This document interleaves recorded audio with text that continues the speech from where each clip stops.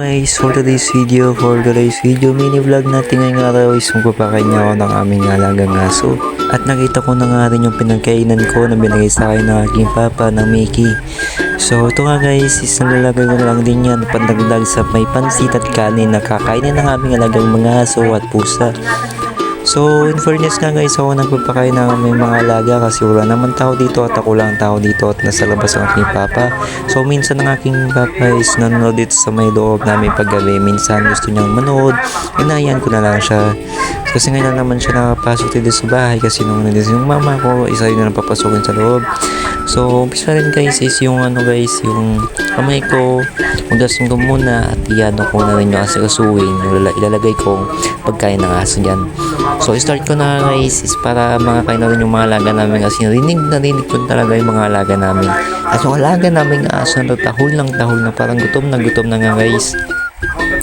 So binibilisan ko na lang yan para luluin na talagay na lang sa labas at talagay na rin sa lagyan ng kanyang plato na kakainin ng aming aso.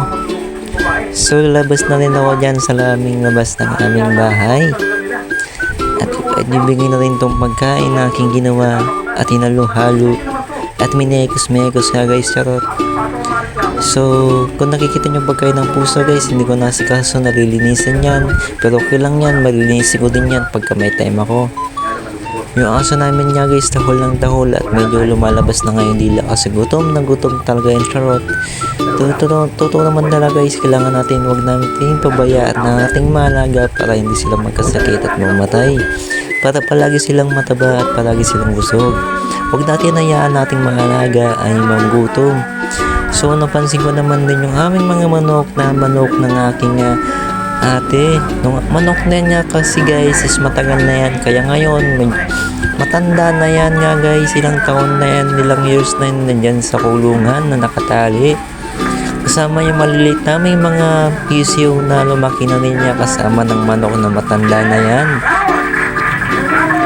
So nung umpisa, kung nakita nyo yung pagkakalagay ko is natapon yung ibang mga feeds sa ibaba ng kanilang kulungan. So sinilap ko lang dyan yung camera para makita nyo kung paano yung pagkakaproseso ko sa tabang paglagay ng feeds sa kanilang kulungan. Hawak-hawak ko ngayong harang para hindi tumakbo yung mga manok. At nung binitawan ko nga kanina yun nga guys, sabi ng manok, nagtilawag sa akin ng malakas kasi ayaw niyang makalabas siya.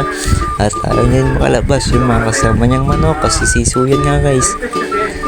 So napansin ko ngayong aso namin niya guys, binabantay yung pinagkainan niya kasi papakita niya sa kanyang kinain niyang pagkain niya kasi naubos niya na kasi ang saya-saya niya guys. Kukunin yung tupperware na pinalagay ko ng pagkain niya nga guys, yung pagkain ng pusa. Mamaya na naman is magsasayang nga po. At dito naman is pumasok na ako sa kusina namin para dumiretso sa poset at hugasan nyo aking mga kamay. Kasi napakadumi ng aking kamay guys, napakadulas. Mantika naman nga guys, kami yung aking hinawakan. Pero may kutsara at kahit na may kutsara akong hinawakan doon sa aking pagkakalagay sa tupperware, ay medyo na lang po din ako ng mantika sa aking mga kamay.